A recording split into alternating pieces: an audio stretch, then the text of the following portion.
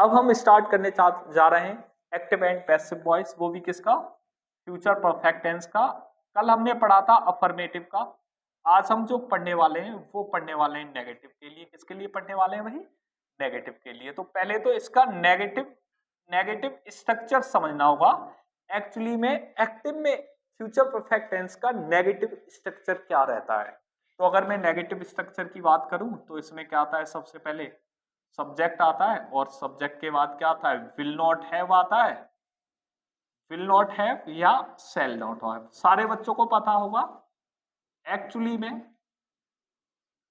जो shall not have आता है वो आई और वी के साथ आता है, will not have other subjects के साथ आता है। उसके बाद वर्ब की थर्ड फॉर्म आती है, उसके बाद क्या आएगा भाई, एब्जेक्ट आएगा। अब मुझे बनाना है इसका पैसिव बनाना है। क्या बनाना है बेटा, इसका मुझे पैसिव बनाना है।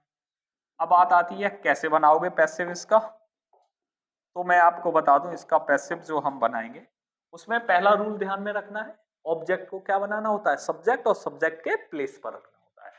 सबसे पहले ऑब्जेक्ट को कन्वर्ट करोगे किसके अंदर, सब्जेक्ट के अंदर।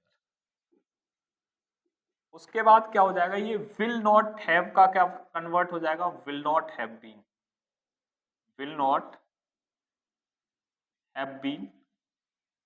और ये जो शैल है वो किस में कन्वर्ट हो जाएगा, शैल नॉट हैव बीन में। किस में कन्वर्ट हो जाएगा, शैल नॉट हैव बीन में।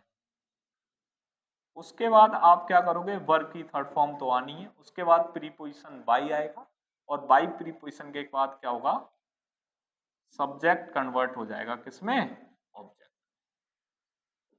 क्लियर हुआ यहां तक। अब मैंने एक लिखा example, my father will not have, will not have